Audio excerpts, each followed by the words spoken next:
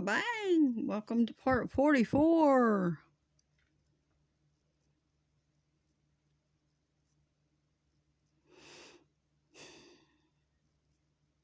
Welcome to part 44 of the book of Isaiah. The prophet, June the 3rd, 2024. And as I was saying, coming out of that last part, Jesus came and died in our place to fulfill the law and to take our place in death so that we wouldn't have to.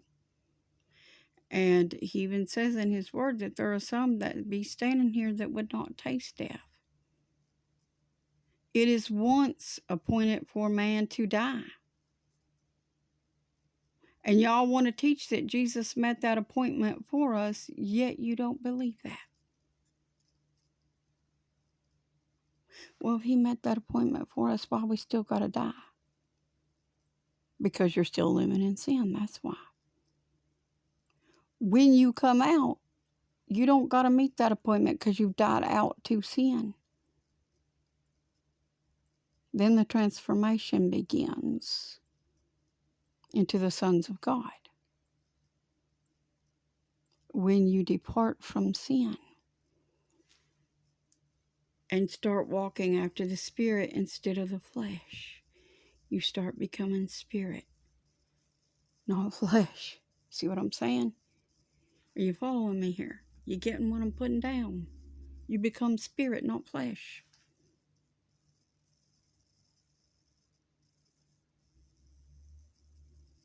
But if you still living to satisfy your flesh, you are still walking carnally.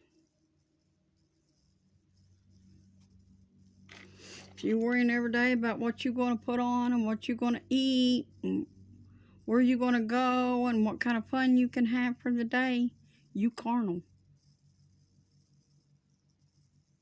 But if you get up every morning with Jesus stayed on your mind and wondering what you can do for him throughout the day, you becoming spiritual.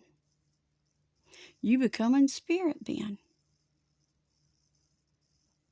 When you get up every day, see, if you ever watched the movies, what was the name of those movies? Blast it. With Goldberg. Whoopi Goldberg, where she was a nun. She told, I think it was in the second one, she told them students, if you could get it with nothing on your mind but singing, then you're a singer. Well, if you get up with nothing in your mind on your mind but the Lord, you're becoming spiritual. You're spirit. You're following after the Spirit. But if you get up with nothing on your mind but your worries and what you got to do for the day and all the things you got to do and that you want to accomplish and how you want to hurry through the day to get them done so you can have a little fun, well, then you carnal. I used to be that way. I know what I'm talking about. I could not wait to get my things done of a day to where I could have my downtime in the evenings just to relax and play my video games. Yeah, I was quite the addict. And then the Lord told me that the end of all things had come before him and that everyone was going to die lost. Boy, that got my attention because I knew when God told me stuff like that, it was serious. I'd seen too much. I'd done too much already. The Lord had shown me too much. It had come to pass, and I knowed. That got my attention. Snapped me out of it. And I said, Lord, what can I do? He said, it's time. And I knew what that meant. It was time for me to go full-fledged. Throw the world down. Hit the book.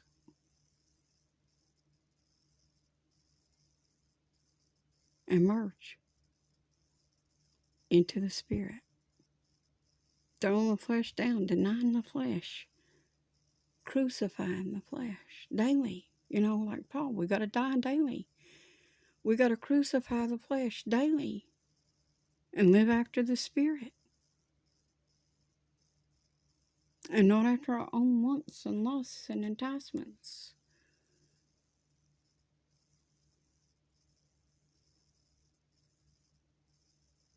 And it's no time to act like no pouty baby saying, well, I want what I want. And stub up like a child on the playground wanting a toy. Because you're going to miss heaven. You're going to miss heaven completely by doing that. And you're going to be destroyed. Is that what you want? Yeah, I know I sound hateful a lot of the times, and I'm very stern. I'm like sandpaper, I'm very coarse. But honey, I'll rip the sin right off of you if it'll save you.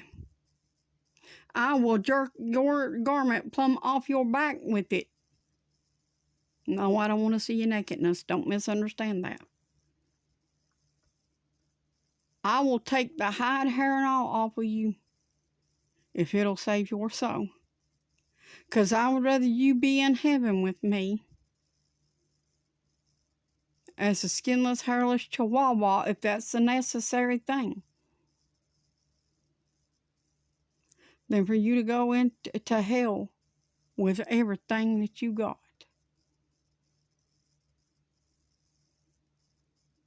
That's love. Whether you can see it or not, that's love. And you can hate me all that you need to, because it is written. And that's okay. Because I trust to a loving God. And whether I'm here to see it or not, I know God is going to save his people. And I know he's going to reach you somehow. Even if I'm not here to see it.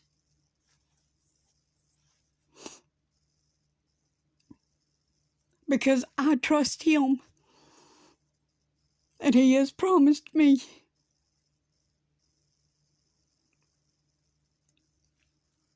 So I will do as he commands. And if you hating me is part of that, then so be it. I will bear that burden.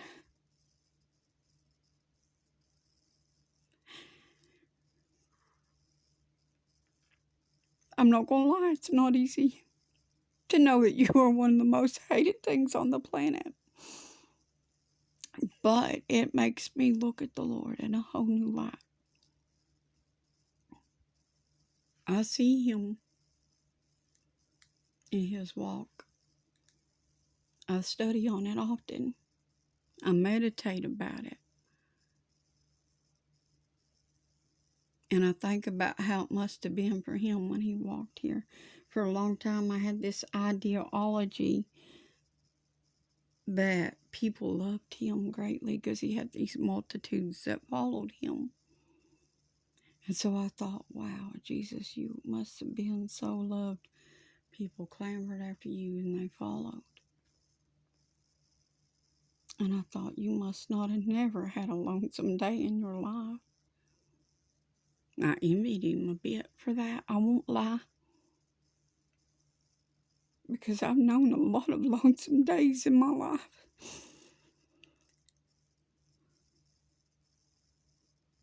A lot. And God sent see, I had my granny. But after she died, I was alone again for a long time.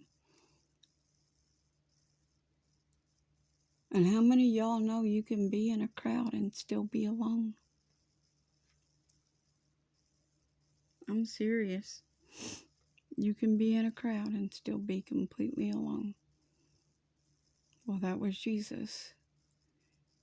He was in multitudes of thousands,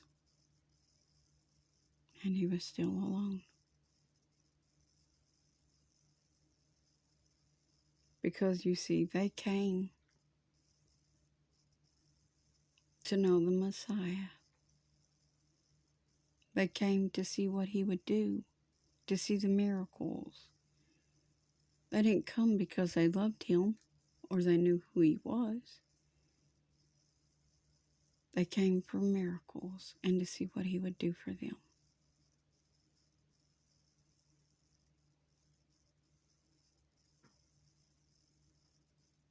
I don't want to be one of those people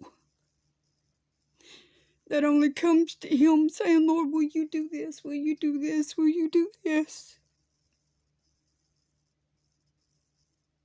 So for the last few years, I've just come to him. Yeah, sometimes I've had to come for healings and stuff. That was necessary. Or with needs that I had. But mostly I've come to him saying, Lord, what can I do for you? I'm just nobody. I ain't very smart. This is all I got. You know who I am. You know what you created me to be. But here I am, Lord. Just a little dumb thing who would be honored to live or to die for you. Because you're the king. And you're kind of special. 2,000 years after he walked here. And I am so very in love with him that it hurts me so bad to think how people hurt him.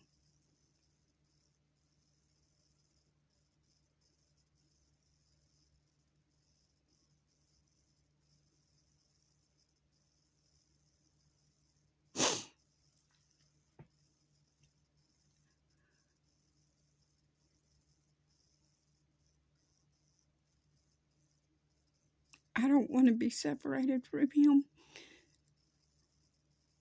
for eternity. I don't want to rule over nothing.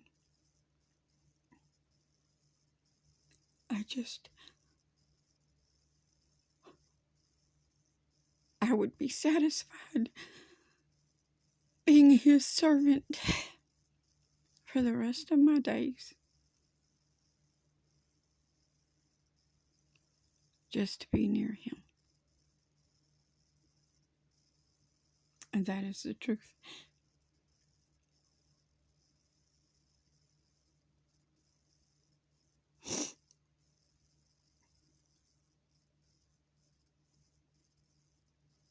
Because I'm not smart and I'm not rich and I don't have everything and I don't got it all together and I'm not perfect. But none of us are. We weren't meant to be.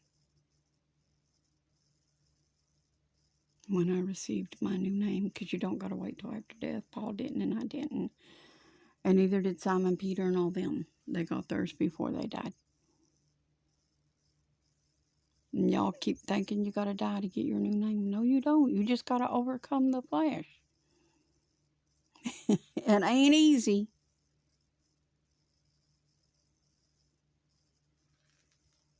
It ain't easy. But it's doable because all things are possible to them that believe. But you got to believe that Jesus is going to get you through. Not you. You can't do it. I didn't do it. I couldn't do it. I didn't know what the crap I was doing. I was just trying to do what he said. And that's the truth of it. I stumbled through it. I don't know if I did half of it right, but he allowed for my ignorances. Because he's wise. And I'm not. And I don't gotta be because he is. And he covers my shortcomings. Because he is God. And I am not. I am just Michael. And I am satisfied with that. I am glad to be his Michael. I'm glad to be his anything. Because I definitely don't want to stay in the kingdom of hell. I don't want to be in that. I don't want to burn for eternity. But more than that, I don't want to be separated from the Lord for eternity. Because there wouldn't have to be a flame, there wouldn't have to be any other punishment, because being separated from the Lord in itself would be enough to destroy me, knowing I could never go home.